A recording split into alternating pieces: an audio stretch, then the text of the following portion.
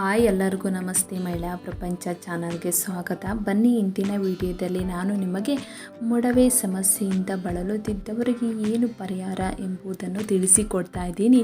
ನೀವಿನ್ನೂ ನಮ್ಮ ಚಾನಲ್ನ ಸಬ್ಸ್ಕ್ರೈಬ್ ಮಾಡಿಲ್ಲ ಅಂದರೆ ಇವಾಗಲೇ ಸಬ್ಸ್ಕ್ರೈಬ್ ಮಾಡಿ ಅಂತ ಹೇಳುತ್ತೆ ಈ ವಿಡಿಯೋನ ಶುರು ಮಾಡ್ತಾ ಇದ್ದೀನಿ. ಬೆವರು ಮತ್ತು ಎಣ್ಣೆಯಿಂದ ಮೊಡವೆಗಳ ಸಮಸ್ಯೆಯಿಂದ ಅನೇಕ ಜನರು ತೊಂದರೆಗೊಳಗಾಗುತ್ತಾರೆ. ಅಂತಹ ಪರಿಸ್ಥಿತಿಯಲ್ಲಿ ಜನರು ಅದನ್ನು ತೊರೆದು ಹಾಕಲು ವಿವಿಧ ಮನೆಮದ್ದುಗಳನ್ನು ಬಳಸುತ್ತಾರೆ. ಆದರೆ ಈ ಒಂದು ಎಲೆ ಬಳಸಿ ನೀವು ವಾರಗಳಲ್ಲಿ ಮೊಡವೆಗಳಿಂದ ಪಡೆಯಬಹುದು. ಮೊಡವೆ ಸಮಸ್ಯೆ ಯಾವುದೇ ವಯಸ್ಸಿನಲ್ಲಿ ಬರಬಹುದು ಮತ್ತು ಎಣ್ಣೆಯುಕ್ತ ಚರ್ಮ ಹೊಂದಿರುವ ಜನರು ಈ ಸಮಸ್ಯೆಯಿಂದ ಹೆಚ್ಚು ತೊಂದರೆಗೊಳಗಾಗುತ್ತಾರೆ. ಆಹಾರ ಪದ್ಧತಿ ಅಥವಾ ಯಾವುದೇ ಆರೋಗ್ಯ ಸಂಬಂಧಿತ ಸಮಸ್ಯೆಯಿಂದಲೂ ಮೊಡವೆಗಳು ಉಂಟಾಗಬಹುದು.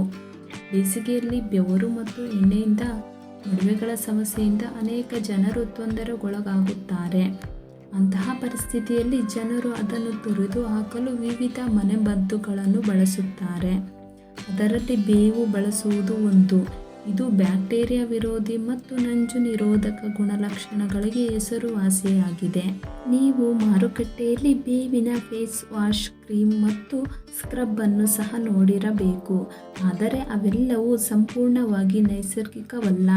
ಅಂತಹ ಪರಿಸ್ಥಿತಿಯಲ್ಲಿ ನೀವು ಮನೆಯಲ್ಲಿ ಇಂತಹ ನೈಸರ್ಗಿಕ ವಿಧಾನಗಳಲ್ಲಿ ಬೇವಿನ ಎಲೆಗಳನ್ನು ಬಳಸಬಹುದು.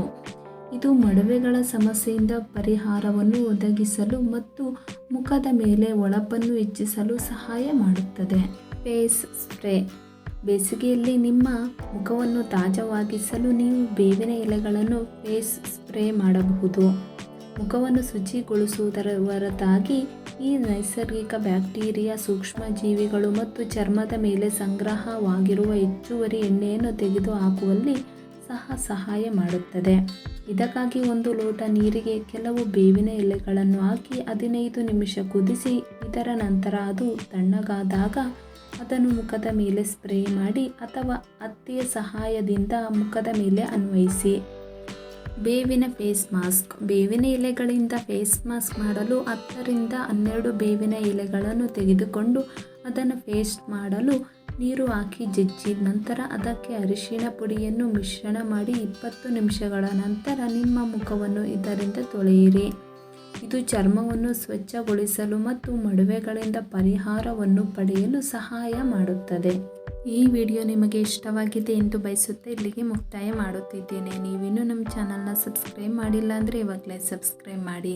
ಈ ವಿಡಿಯೋ ನಿಮಗೆ ಇಷ್ಟವಾದರೆ ಲೈಕ್ ಮಾಡಿ, ಒಂದು ಕಮೆಂಟ್ ಮಾಡಿ. ಮುಂದಿನ ವಿಡಿಯೋಗಳ ಅಪ್ಡೇಟ್ಗೋಸ್ಕರ ಬೆಲ್ಲೈಕನ್ ಮೇಲೆ ಕ್ಲಿಕ್ ಮಾಡಿ ಎಂದು ಹೇಳುತ್ತಾ ಈ ವಿಡಿಯೋನ ಮುಕ್ತಾಯ ಮಾಡುತ್ತಿದ್ದೇನೆ. ಧನ್ಯವಾದಗಳು.